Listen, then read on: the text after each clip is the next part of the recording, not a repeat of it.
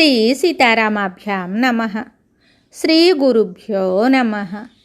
శ్రీమద్ వాల్మీకి రామాయణము అయోధ్యాకాండము 118వ సర్గము.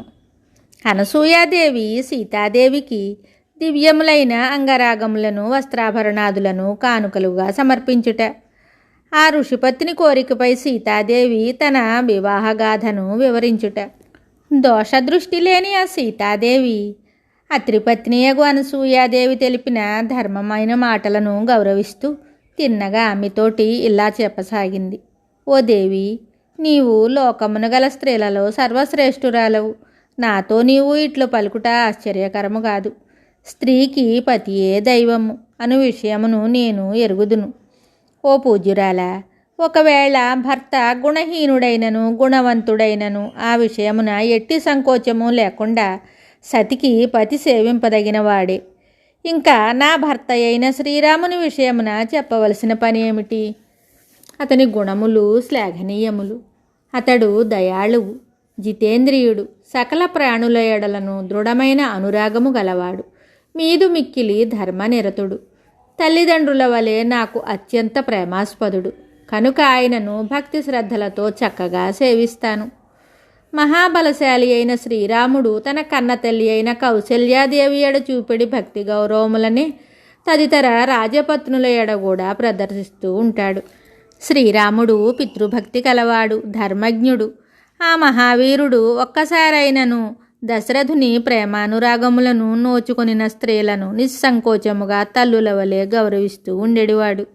జనసంచారము లేక భయంకరమైన ఈ వనములకు నేను బయలుదేరేడు సమయమున మా అత్త కౌసల్యాదేవి నాకు ఇచ్చిన మహోపదేశము ఇప్పటికి నా హృదయమున పదిలముగా ఉన్నది. లోగడ వివాహ సమయమున అగ్ని సమక్షమున మా జనని నాకు బోధించిన మాటలు నేటికి నా గుండెల్లో స్థిరముగా ఉన్నవి. ఓ ధర్మాత్మురాలా, నీవు నాతో పలికిన మాటలు, మా అత్తగారు మా తల్లి నాకు చేసిన ఉపదేశములను మరలా ఒకసారి జ్ఞప్తికి తెస్తూ ఉన్నవి.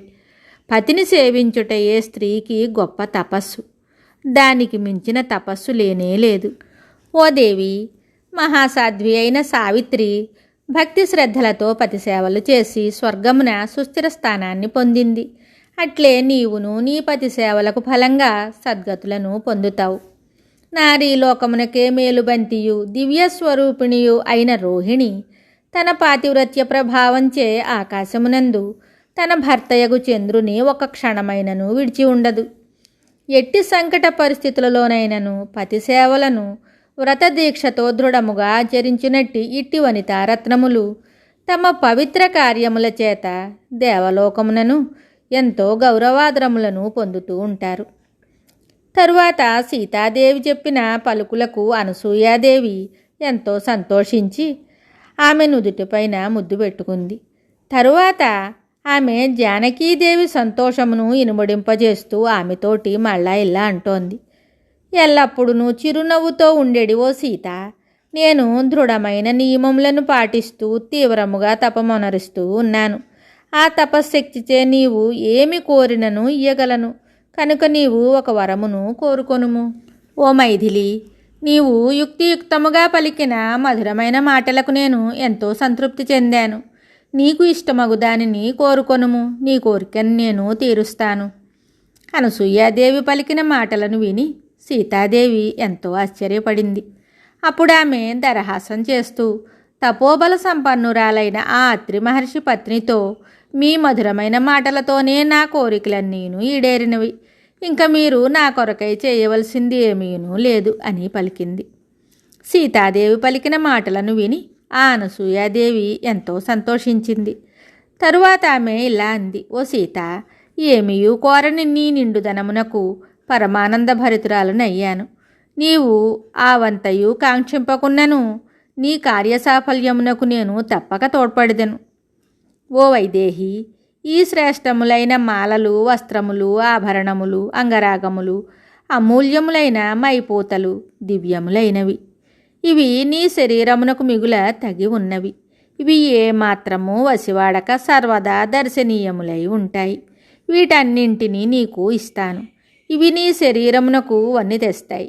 వీటితో నీ భర్తను సంతోషపరచగలవు. ఓ జానకి, ఈ దివ్యములైన అంగరాగములను పూసుకొని నిత్యుడైన శ్రీ మహావిష్ణువును లక్ష్మీదేవి వలె నీ భర్తను నీవు అలరింపజేయగలవు. అంతటా సీతాదేవి ప్రీతిపూర్వకంగా ఇయ్యబడిన వస్త్రములను, అంగరాగములను, నగలను, దండలను ఆమె నుండి స్వీకరించింది. యశస్విని అయిన సీతాదేవి ఆ కానుకలను గ్రహించిన తరువాత దోసిలొగ్గి తపస్సంపన్నురాలైన ఆ అనసూయాదేవిని చక్కని భక్తి శ్రద్ధలతో సేవించింది.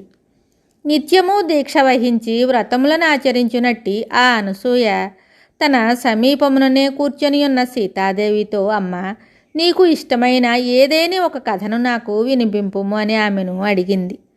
ఓ సీత, మిగుల వాసిగాంచిన ఈ శ్రీరాముడు స్వయంవర సభలో నిన్ను అర్ధాంగిగా పొందినట్లు నేను విన్నాను. ఆ కథను నేను సవిస్తరంగా వినగోరుతున్నాను. దానిని యథాతథంగా పూర్తిగా నాకు తెలుపుము. అనసూయాదేవి ఇట్లు వేడుక పడగా అంతట సీతాదేవి, అయితే తల్లి చెప్తాను వినుము అని ధర్మనిరతురాలైన ఆమెతో పలికి తన వివాహగాథను గూర్చి ఆమెకు వివరించసాగింది. జనకుడను మహారాజు మిథిలానగరమునకు ప్రభువు.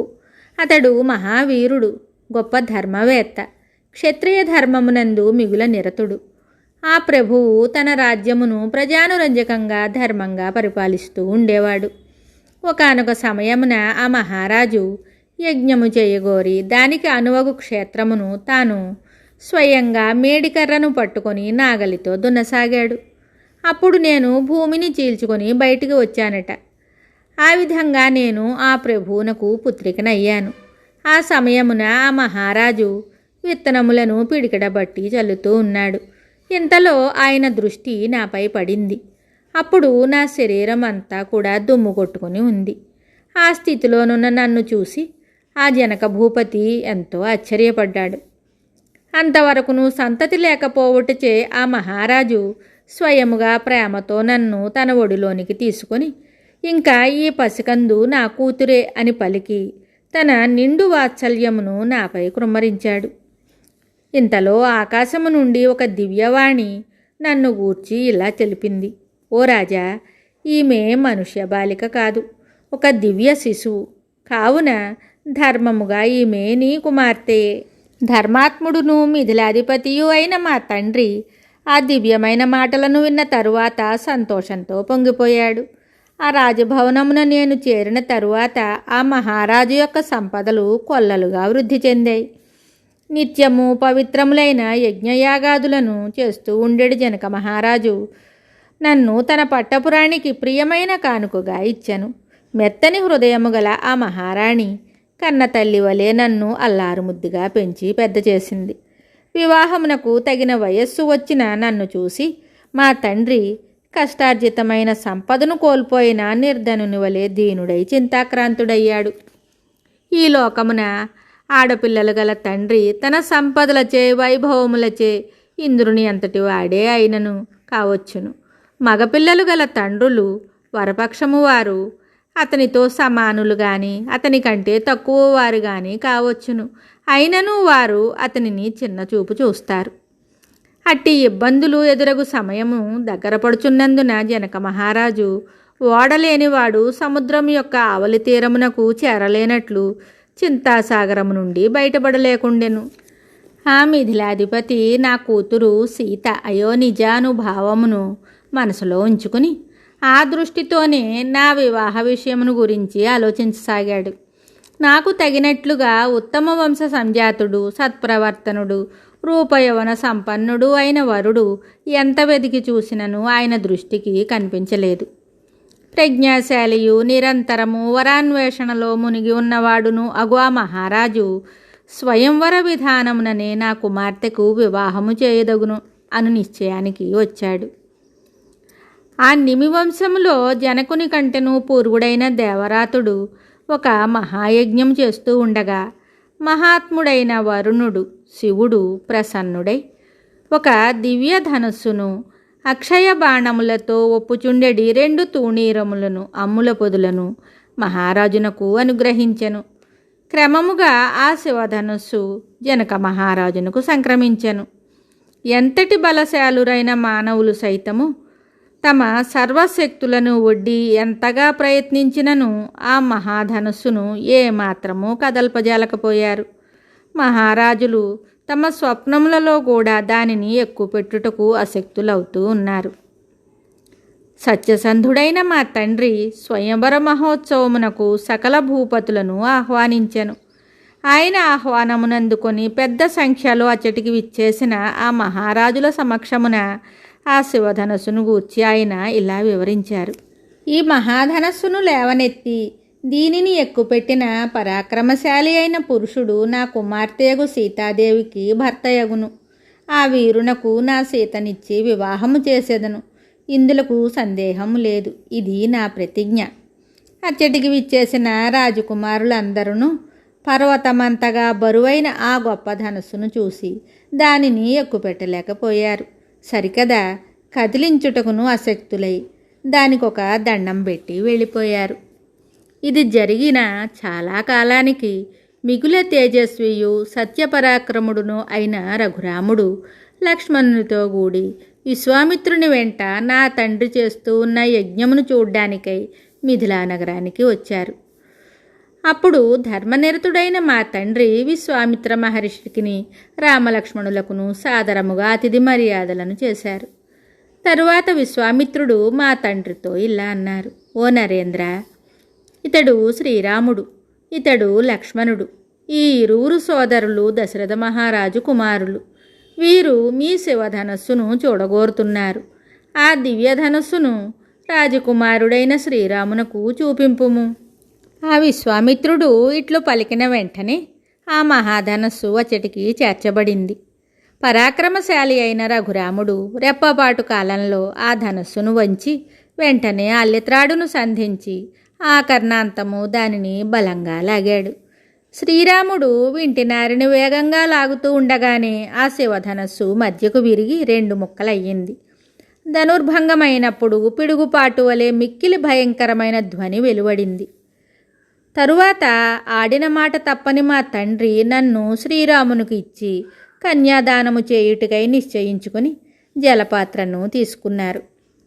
అప్పుడు శ్రీరాముడు అయోధ్యాధిపతియు తన తండ్రియు అయిన దశరథ మహారాజు యొక్క అనుమతిని పొందకుండా నన్ను చేపట్టుటకు సిద్ధపడలేదు. అంతటా మా తండ్రియగు జనక మహారాజు మా మామయు వృద్ధుడును అయిన దశరథ మహారాజును మిథిలకు పిలిపించారు. ఆయన అనుమతితో ధీశాలిగా వాసిగాంచిన శ్రీరామునితో నా వివాహము జరిపించారు. మిగుల సౌందర్యవతియు సాధ్వియు అగు నా చెల్లెలు ఊర్మిళను మా తండ్రి లక్ష్మణునికిచ్చి స్వయముగా వివాహం జరిపించారు. ఈ విధముగా స్వయంవర విధానమున శ్రీరామునకు నేను భార్యనయ్యాను. మహావీరులలో శ్రేష్ఠుడైన నా పతికి నేను సహధర్మచారిణినై సర్వదా ఆయన ఎడ అనురక్తురాలనై ఉన్నాను. వాల్మీకి మహర్షి విరచితమయ్యే ఆదికావ్యమైన శ్రీమద్ రామాయణమునందలి అయోధ్యాకాండమునందు 118వ సర్గము సంపూర్ణం. శుభం.